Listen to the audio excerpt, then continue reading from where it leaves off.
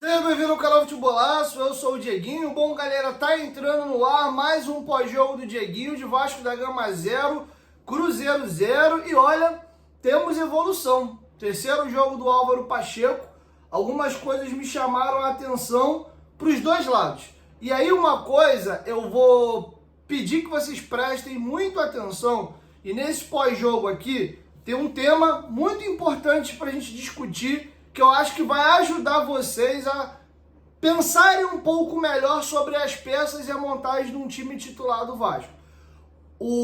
A palavra-chave e central desse pós-jogo aqui vai ser limitação. Muitas das vezes o torcedor do Vasco marca um jogador, reclama de um jogador específico, porque ele tem várias limitações, mas aí você tem que lembrar, beleza, eu quero que o fulaninho saia, mas quem vai jogar no lugar dele? E muitas das vezes o torcedor pede que o jogador específico saia, mas o reserva dele é pior. Então a gente tira o cara, aí bota o reserva começa a jogar, aí passa o tempo, tu bota aquele titular que estava pedindo a saída para ele voltar. E aí ele melhora um pouquinho, mas ele continua te irritando com algumas limitações. Só tem um jeito de resolver isso, contratando. Mas enquanto não se contrata, alguns jogadores não podem sair do time. E o primeiro que eu vou falar é o Zé Gabriel. Vale muito isso para o Zé Gabriel e vale isso muito também para o Paulo Henrique, lateral direito, tá? Vou falar bastante desses dois jogadores aqui. Antes de você falar, pô, não é possível, ele vai defender o Zé Delivery, o PH. Abre os teus ouvidos e escuta primeiro e depois você reflete sobre o que eu tenho para dizer, tá? Like aí no começo do vídeo, chegando pela primeira vez, se inscreve aí, ativa o sininho das notificações. Ó, vai fazer tua apostinha, tua fezinha, a rodada não acabou não, hein? Amanhã tem Palmeiras e Galo, vai lá na 1xBet, tá? Link aqui, ó, no primeiro comentário fixado do vídeo. Clicando lá e se cadastrando, vocês ganham até R$ 1.560 de bônus no primeiro depósito. Mas tem que usar a palavra promocional Futebolaço com conteúdo adicional no final. Me dá essa moral, esse parceiro é fundamental para manutenção aqui do meu trabalho. Se você é um fã do Dieguinho e gosta do meu trabalho, me dá essa moral, porque esse parceiro comercial é fundamental para a gente continuar no ar, beleza? 1xBet, parceiro do canal Futebolaço, mas tem que ser aqui, ó, no link do primeiro comentário fixado. Primeiro tempo ruim do Vasco, os 15 primeiros minutos, o Cruzeiro não conseguia, de fato, levar perigo ao gol do Vasco. Era um jogo estudado, com muitos erros e muitas falhas técnicas, ambas as equipes errando, muito lance de fundamento mesmo, troca de passe. Sentiam a equipe do Cruzeiro tentando jogar com o nervosismo do Vasco. O que eu falei para vocês viram hoje. Um espaço absurdo na área VIP, um espaço absurdo na arquibancada, uma social vazia, né? Torcedor muito chateado com o momento do clube. E aquele clima bélico já no aquecimento, a galera gritando, não é mole não, obrigação é ganhar no Caldeirão, alguns jogadores xingados, né? O Léo Pelé, quando pegava na bola no aquecimento, tomava livaia. Isso aconteceu com alguns jogadores. Durante o jogo, teve uma parcela da torcida, não foi o estádio inteiro, gritando, tira o Galdames. Então o clima era esse. E o Cruzeiro, né, meio que tentou jogar em alguma parte do jogo com esse nervosismo do Vasco ao seu favor. O Vasco só foi ter a primeira finalização com 31 minutos, é isso mesmo. Depois dos 15 minutos, o Cruzeiro começa a trocar um pouco mais de passes e aparecer para o jogo. É bem verdade que o Léo Jardim não trabalhou, não levou muito perigo também as jogadas do Cruzeiro. Apenas 3 finalizações do Cruzeiro na primeira etapa e 3 também do Vasco. A diferença é que o Vasco só foi chutar a primeira com 31, depois com 36 e 43. Nos 15 minutos finais, após a primeira finalização, o Vasco tem uma melhora. Aí eu quero falar de um jogador que eu vou falar boa parte da minha análise aqui sobre ele, que é o Zé Gabriel, que aí a gente tem que prestar atenção no seguinte: os 5 primeiros minutos do Zé Gabriel, muito bons, marcando em cima, mordendo, né, ali na frente da área. Falei, ó, se o Zé Gabriel manter esses 5 minutos aí de regularidade a partida inteira, vai fazer um partidão. E aí você vê como ele oscila dentro da partida. e ele é marcado dentro dessas oscilações, às vezes quando ele falha, quando ele erra, acaba estourando um gol, até porque ele joga numa posição sensível do campo, bem na entrada da área. E aí eu vou dar alguns exemplos aqui. Ele vinha mordendo, né, pressionando muito bem nesses 5 minutos iniciais. O Vasco puxa um contra-ataque, a bola cai no pé dele. Ele vai tentar abrir, não lembro se era o Rossi, o Adson aqui na esquerda, não lembro. Eu sei que ele vai tentar virar essa bola, ele acerta as costas do jogador do Vasco, gera um contra-ataque para a equipe do Cruzeiro. Aí o jogador do Cruzeiro vai tentar puxar o contra-ataque, ele sai voado em cima do cara, morde, rouba a bola do cara, recupera e abre a bola lá na direita. Eu falei, pô, fez a cagada, mas consertou. Pouco depois, ele recebe uma bola no meio, ele vai proteger, ele não consegue sustentar a proteção, o cara rouba a bola dele, gera um contra-ataque para o Cruzeiro. Os jogadores do Cruzeiro vêm no contra-ataque, não conseguem concluir a jogada. Aí, na cabeça daquele torcedor que já não gosta do Zé Gabriel, grita o Zé Delivery na cabeça dele. Porra, eu falei, eu não gosto desse cara, olha a cagada aí. Pouco tempo depois, ele recebe uma bola no círculo central, abre o corpo para a direita, e aí tem um jogador do Vasco passando livre. Não sei se era o Paulo Henrique, eu acho que era o Paulo Henrique. Soltinho, cara, um passe simples. Ele vai abrir a bola na direita, ele erra o passe de forma assim, bizonha, e põe a bola para lateral. Eu falei, mano, até comentei no grupo, falei, pô, o Zé Gabriel tá jogando bem. Logo na sequência, ele comete esses 3 erros. O primeiro, ele mesmo erra o passe, gera o contra-ataque, ele rouba, e depois essas 2 jogadas, que ele vai fazer uma parede, perde, contra-ataque, e depois esse passe para lateral. Sendo que depois disso, tem um momento que o Cruzeiro tem uma sequência de 3 escanteios seguidos. Eu acho que foi até no lance que o Cruzeiro pediu pênalti, que, para ser bem sincero, a imagem da televisão não foi conclusiva. Até agora eu não sei se o Léo Jardim tocou a bola ou o pé do jogador, mas o fato é que o jogador do Cruzeiro, na minha visão, é que estava botando a bola para o fundo. Ou era pênalti ou era tiro de meta, mas enfim, graças a Deus ficou só pelo escanteio. O Cruzeiro bate 3 escanteios, e as 3 jogadas, quem corta e gera um novo escanteio é o Zé Gabriel. As 2 primeiras ele põe para fora, a terceira ele corta para frente. Falei, ó, tá vendo aí? Zé Gabriel, jogo aéreo, ele vai e salva 3 jogadas ali. No segundo tempo, o Vasco leva algumas jogadas de perigo ofensivo, de novo com o Zé Gabriel na área. Tem uma jogada, um escanteio que o Galdamos bate, o Verrete faz a casquinha, ele dá um carrinho, ia fazendo um gol, o goleiro faz uma bela defesa, depois um escanteio de novo, a bola sobra, ele vem chutando ali sem muito perigo. Então o Zé Gabriel, ele oscila dentro do jogo. E eu acho que o Zé Gabriel, quando ele ganha um pouco mais de confiança, e ele se sente também mais seguro, que ele tá tranquilo dentro da titularidade da equipe, eu acho que isso até o faz bem. Porque ele joga o tempo inteiro pressionado no Vasco. Ele sabe que tem um torcedor que já não gosta dele, e ele também sabe que nesses momentos de instabilidade, começou a oscilar, ele perde a titularidade. E na minha visão, existe um abismo entre o Zé Gabriel e o Sforza. Lembrando que ambos são primeiro volante. O Vasco, nesse campeonato brasileiro, a primeira missão dele, depois a gente pensa no resto, é fechar a casinha e estancar a sangria de gols. Ser um time que minimamente, compete. E o Sforza é um jogador que ele não compete. O Vasco não é um time que majoritariamente, no decorrer dos jogos, tem a posse de bola, amassa o adversário e se defende com a bola.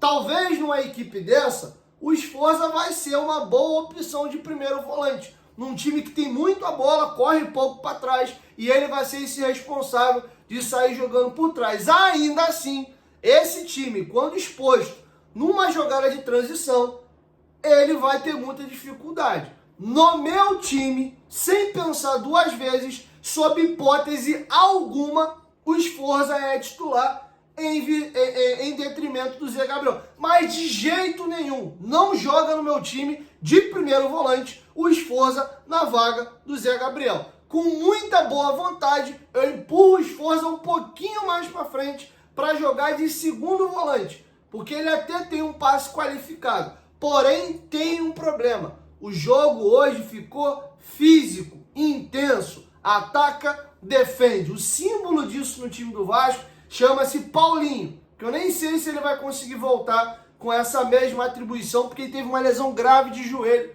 E muitos jogadores, depois desse tipo de lesão, têm um declínio físico. Tomara que não seja o caso do nosso Paulinho. E ele vai ter essa dificuldade. Inclusive, eu acho que ele tem grandes possibilidades de ser um segundo volante igual o Galdames. Um volante sem intensidade, que não pisa na área, que vai acertar um passe aqui a colar, porque os dois têm qualidade no passe. Se tem uma coisa que o Galdames não é um mau passador. Hoje, inclusive, é uma jogada que poucos volantes do Vasco acham aquele passe. Ele domina uma bola, vê o Rossi atacando o fundo, em vez de ele dar por fora, ele dá a bola no meio das pernas do defensor e coloca o Rossi numa grande possibilidade de tentar achar o Verratti na área. A zaga do Cruzeiro acaba cortando. Essas jogadas, o Galdames ele tem muito bom passe, visão de jogo, mas o problema é que o jogo tem outras circunstâncias que ele não te entrega. No meu time hoje, o Galdames é reserva. Com muita boa vontade, num dia que o Payet não puder estar em campo, eu colocaria 2 volantes atrás dele e ele ser o meia, o articulador do time, jogando mais livre atrás dos atacantes. Dá para começar a pensar em alguma coisa aí. De segundo volante ou de primeiro, sem condição nenhuma, tá? E aí eu volto a falar aqui do Zé Gabriel, o problema é esse.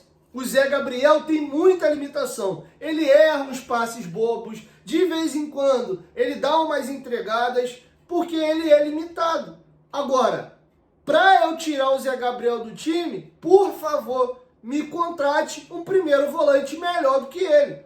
Com o que a gente tem hoje de elenco e para as necessidades que hoje o Vasco precisa, ele não pode sair do time. Uma das primeiras modificações que o Ramon Dias faz no ano passado para dar um mínimo de estrutura e solidez à equipe dele foi colocar o Zé Gabriel. Ele tenta o Medel de primeiro volante contra o Corinthians e o Atlético Paranaense. O Medel faz 2 jogos muito ruins, ele não consegue preencher uma faixa de campo muito grande. O que ele faz? No jogo do Grêmio, que é o jogo que o Verratti estreia, a gente ganha 1-0, ele empurra o Medel para a zaga, fixa o Zé Gabriel na frente da área, com o Paulinho. Acho que o Paulinho estreia um pouquinho depois. Não, acho que o Paulinho estreia. Não, o Paulinho estreia no jogo do Corinthians. Ele até faz aquele pênalti bobo que a bola pega na mão dele. E aí ele começa a acertar o time. De novo, o Vasco vem num momento ruim, tomando muitos gols. E quem reaparece e o time começa a ter uma melhora, o Zé Gabriel. Então, torcedor, e o que eu vi a galera fazendo com o Henrique em 2018, 17, 16, o Henrique tinha limitação? Muitas, mas muitas das vezes o torcedor pedia a saída do Henrique, mas o cara que disputava a posição com ele era pior. Aí o cara jogava um pouco, daqui a pouco acontecia o quê? O Henrique voltava a ser titular de novo. Então eu acho que a galera tem que parar de pegar um pouco no pé do Zé Gabriel, entendendo que os volantes que nós temos no elenco hoje são piores do que ele. Acho até que eu queria ver um pouquinho mais o Hugo Moura, porque ele teve uma falha absurda contra o Atlético Paranaense e foi demonizado. Eu não vi ainda o Hugo Moura ter uma sequência e jogar um pouquinho mais de primeiro volante. Eu vi o Esforza ter uma sequência de primeiro volante e é assustador, principalmente se jogar ele e o Galdames juntos. Esses dois não podem jogar sob hipótese alguma juntos com a camisa do Vasco. Essa é uma primeira observação. Segunda, vou falar de Paulo Henrique. O Paulo Henrique vinha de partidas patéticas com a camisa do Vasco. O jogo dele na Arena da Baixada, Jesus Maria José. Ele vinha quebrando a bola jogo após jogo. Aí, a opção ao Paulo Henrique é o Puma. E aí, a mesma observação que eu fiz para o Zé Gabriel vale para o Paulo Henrique. O Puma voltou. O Puma tem um bom cruzamento.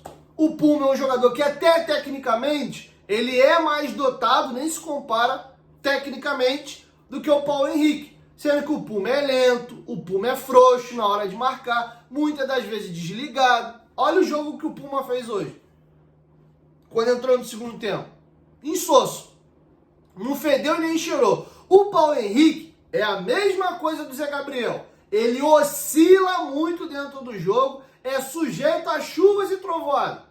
Paulo Henrique desarmou algumas vezes. O Paulo Henrique foi para dentro, foi na linha de fundo para cruzar. O Paulo Henrique pisou na área para finalizar bizonhamente, diga-se de passagem, uma bola que o Vasco rouba na intermediária do Grêmio, a bola do Grêmio, ó, do Cruzeiro, a bola gira da esquerda para a direita, não, acho que é o Adson, acha um passe nele, e aí ele, na diagonal do gol, ele vai e me pega de tornozelo, ele joga a bola lá na arquibancada, lá no meio da Força Jovem. Ele faz isso. Tem uma jogada que eu acho que é um escanteio, a bola bate, sobra, volta nele. Ele domina a bola naquela de jogar a bola na área de qualquer jeito, seja o que Deus quiser. A bola não ganha altura, ele joga a bola a meia altura, a bola cai no volante do Cruzeiro, eles puxam um contra-ataque muito rápido. E o Paulo Henrique, rápido que Deus me livre, né? Ele volta correndo desesperado. E me pareceu um jogo que o Maicon toma uma caneta contra o Fortaleza na Copa do Brasil. O cara dribla o Maicon, arrasta, aí o cara vai e finge que vai no fundo, corta o Paulo Henrique. Acho que eu tô confundindo, mas é o Arthur alguma coisa, Arthur Viana. Ele vai no fundo, corta o Paulo Henrique e acha o passe na direita. O Ramiro pega de raspa a bosta, a bola vem pererecando e sai sem perigo para a linha de fundo. Se tem alguns erros bobos aqui do Paulo Henrique dentro dessa oscilação técnica. Mas é o Paulo Henrique, um jogador que quando o Vasco tem a bola, se tiver o mínimo de campo de espaço, você sabe que pode botar uma bola em profundidade, que ele vai correr na velocidade, ele vai ganhar. Quando o Vasco perde a bola, ele tem que correr para trás. Ele é um jogador que vai conseguir fechar a linha e muitas das vezes vai ganhar o jogador na velocidade, vai fazer a cobertura. Quando tem campo, muitas das vezes ele pega a bola e sai correndo igual um maluco e vai quebrando as linhas do time adversário. Ele oscila. Ele faz bons momentos e momentos horríveis dentro do jogo.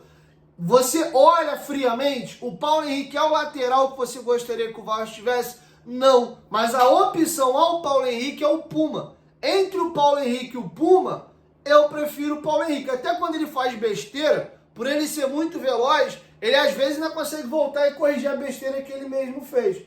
Então, eu prefiro ter o Paulo Henrique jogando na lateral do Vasco. De novo, volto na história do Zé Gabriel. Dá um pouquinho mais de confiança. No dia que ele quebrar a bola, dá-lhe um chacoalhão, faz ele acordar para a vida. Mas entre os defeitos e a qualidade dele, e os defeitos e as qualidades do Puma, eu acho que o Paulo Henrique é um jogador, vou usar o mesmo exemplo do Zé Gabriel, menos pior. Pro que a gente tem de opção hoje, são jogadores que vão errar, vão vacilar, vão nos irritar muitas das vezes, mas a opção dele no banco é pior. E é isso que me incomoda muitas das vezes, a pegação de pé no Zé Gabriel. Por quê? Muitas das vezes pedem a saída dele, sendo que o reserva é pior. Então, a gente precisa corrigir isso, contratando. Tirar o Zé Gabriel do time não é solução para nada. Piora. E a mesma coisa valeu com a saída do Paulo Henrique. Queria falar de dois jogadores que foram oportunizados hoje por situações diferentes. JP e Vitor Luiz. O Piton ia ser titular, saiu inclusive na escalação oficial que o Vasco publicou. Teve um problema ali intestinal e náuseas no aquecimento. Foi cortado da partida e o Vitor Luiz jogou. O Vitor Luiz, que é mais um jogador também limitado, fez um jogo defensivo muito bom, ligado, dividindo, chegando firme. Teve até algumas jogadas que me chamaram a atenção, porque ele é bem baixo, mas precisava brigar na cabeça. Ele até ganhou alguns duelos aéreos e foi a linha de fundo algumas vezes. Falta mais qualidade. Tem até uma jogada que ele, não lembro se é um passe errado ou ele rouba, ele vem arrastando, ele nem levanta a cabeça. O Piton ali, ele ia levantar a cabeça e provavelmente ele ia fazer um bom cruzamento. Ele não, ele arranca, vai levando, imagina que o Verratti vai estar mais ou menos na área, ele dá uma paulada assim, para dentro da área, a bola passa na frente do Verratti, do zagueiro. Se ele dá uma olhadinha, ele tiraria o peso da bola, jogaria a bola mais para trás. Mas enfim, ele vai ter as limitações dele. Mas me agradou muito. Inclusive o Piton jogou muito no Corinthians de ponta. Dá para pensar em alguns cenários, e a gente tem uma fragilidade muito grande nas pontas do Vasco, até, quem sabe, botar o Vitor Luiz de lateral esquerdo e soltar o Piton para jogar na última linha. Então, gostei do jogo do Vitor Luiz, mesmo com algumas limitações. E o JP, que é um jogador que eu já pedia, sem ter tanta convicção assim, porque ele fez um jogo no profissional bem no segundo tempo contra o Grêmio, pegando algumas bolas, arrastando, conseguindo duelar fisicamente com o time adversário, e hoje ele foi titular. Muitas das vezes achei ele um pouco perdido com relação a posicionamento, até jogou pelo lado esquerdo, mesmo sendo destro, para manter o Galdames na zona de conforto dele ali pela direita, mas você vê que é um jogador que tem bastante qualidade técnica. E algumas jogadas de refino e de arrasto, de progressão, de correr com a bola e fazer o time sair de trás e chegar ao campo do ataque, são jogadas que ele consegue fazer, e eu não vejo o Sforza fazendo isso e nem o Galdames, porque não tem explosão, não tem força. Tem uma jogada muito bonita que ele dá um ameaço, tira o cara com a cabeça, o Ramiro vem, ele finge que vai para dentro, chapéu o Ramiro e já acha um passe de esquerda aqui pro Verratti. Ele entregou isso algumas vezes, conseguiu alguns duelos, dividir e roubar, mas em alguns momentos ele é um garoto, ele é muito novo, ele vai maturar, ele vai se desenvolver ainda, a gente tem que ter um pouco de paciência, mas em algumas jogadas também eu vi um pouco afoito. Na primeira finalização do Cruzeiro de fora da área com o Robert, é uma bola que ele entra de primeira, o Robert finge que vai para o fundo e dá um tapa para dentro, e aí finaliza sem perigo, o Léo Jardim faz até uma defesa com tranquilidade. Tem uma outra jogada assim também, que ele vem meio de primeira, o cara corta ele e finaliza. Mas dentro do que o Vasco tem hoje de opção, eu gostaria que ele pelo menos tivesse a oportunidade de ter uma sequência.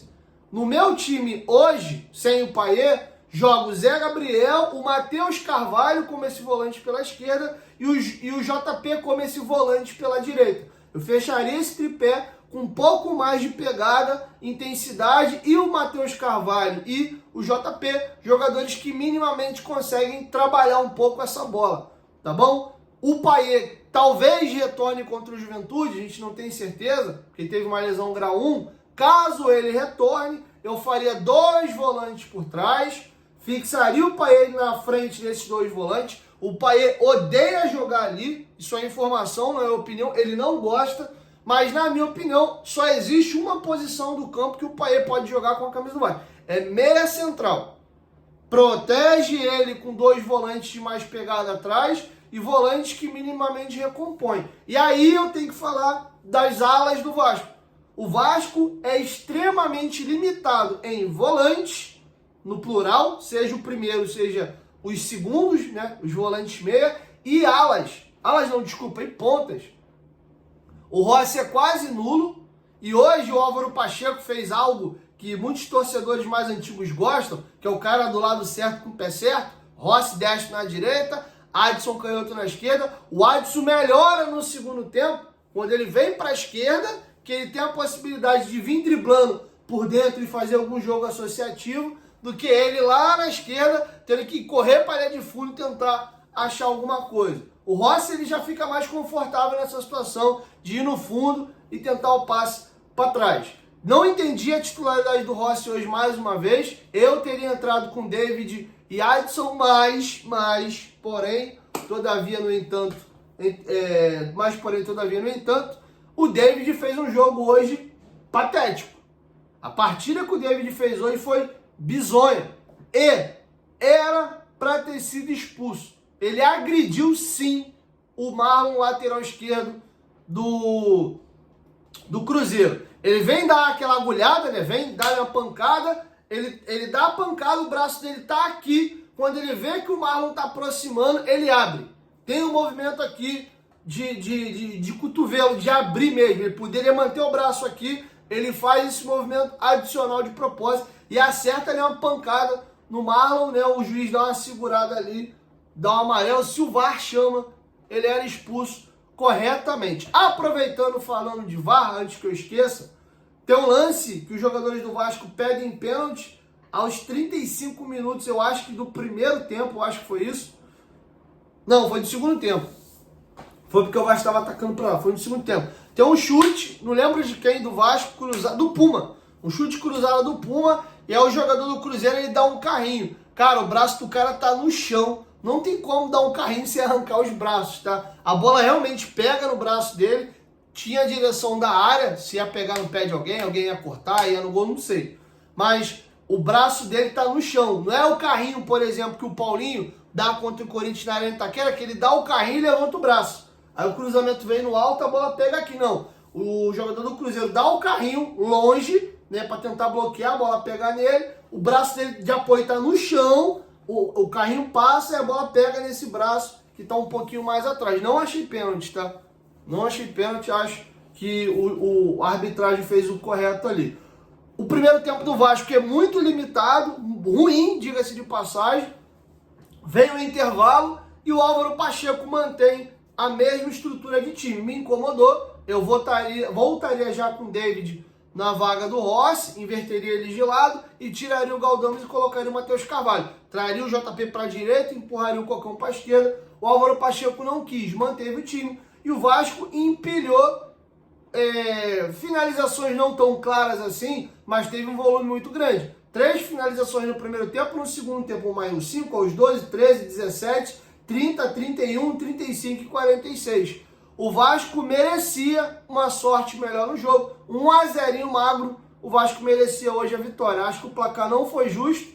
O Vasco não fez um grande jogo, muito pobre tecnicamente, muita dificuldade de conseguir criar alguma jogada, viveu muito dos escanteios e de bolas alçadas à área, que o Verratti briga igual um maluco, mas dentro da mediocridade da limitação do Vasco, o Vasco ainda criou alguma coisa que de fato levou perigo ao gol do Cruzeiro, e o Cruzeiro não. O Cruzeiro não conseguiu nada. Com 10 minutos, tem essa finalização bizonha no lance do Paulo Henrique, que gera o contra-ataque que eu citei, que o Ramiro chuta torto, e tem aos 43 minutos, o João Pedro chuta uma bola da intermediária e joga lá no Parque Aquático de São Januário e só. Foi só isso que o Cruzeiro conseguiu produzir. O Vasco teve 2 chances de perigo. Tem um escanteio batido pelo Rossi, o Verratti cabeceia sem muita força, a bolinha no cantinho, o goleiro põe para escanteio. Depois tem um escanteio batido pelo Galdames, o Verratti raspa, o Zé Gabriel entra dando um carrinho e o goleiro faz uma defesa no canto. O Vasco criou pouco, mas criou alguma coisa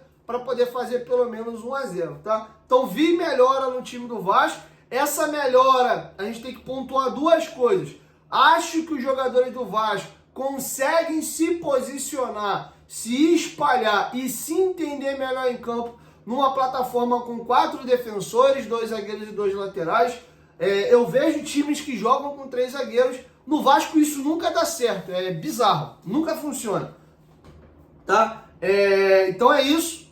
Acho que o João Vitor merece ser titular nesse time e nessa titularidade teria que ser no lugar provavelmente do Maicon, né? Já que o Maicon é quem joga mais pelo lado direito, apesar do Maicon também saber jogar pelo lado esquerdo. Falando de zaga, é importante fazer um comentário. O Léo, que vinha marcando com o olho, né, distanciamento social, marcando por Wi-Fi, vários memes que surgiram na internet, hoje o Maicon fez um partidaço. O Léo, desculpa, fez um partidaço. O que a galera reclama dele chegar dando mais ripada, dividir, não marcar com o olho, ele fez muito isso hoje.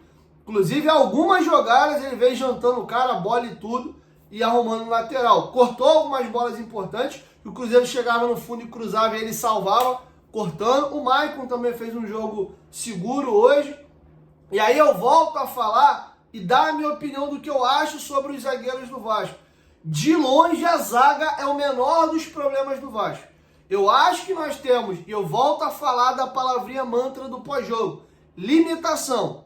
Nosso elenco é cheio de jogadores com virtudes e muitas limitações. O Maicon tem uma limitação muito grande de velocidade, ele não pode jogar muito exposto nem correndo para trás, mas é muito bom no jogo aéreo. O Léo tem velocidade, tem bom passe e sabe fazer esse jogo de transição, mas muitas das vezes marca fofo, como vocês falam, e marca com o olho. Aquela mania dele de correr com o braço para trás e vir correndo para trás, esperando o cara tomar uma decisão para depois que o cara tomar a decisão ele tentar dar o bote. Muitas das vezes peca por isso. Mas eu vejo os defensores do Vasco, muitas das vezes, absurdamente expostos e muito expostos começam a falhar, tá? Acho que um time mais protegidinho, esses jogadores sobem de produção e fizeram muito bom o Campeonato Brasileiro no segundo semestre. O Léo virou reserva, mas quando não jogava o Maicon, quando não jogava o Medel, o Léo jogava e jogava bem. Era um setor que a gente levantava uma pulseira e falava, tá tranquilo. O João Vitor é um zagueiro que tem suas qualidades, tem até algumas similaridades ali com o Léo,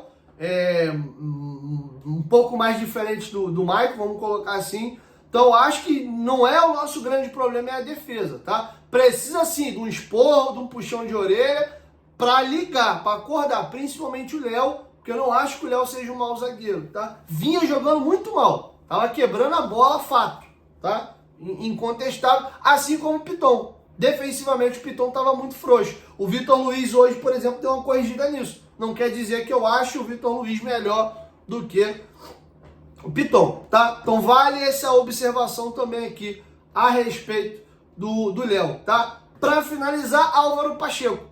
Acho que o Álvaro Pacheco, depois de 3 jogos, conhece um pouco melhor as opções dele de elenco.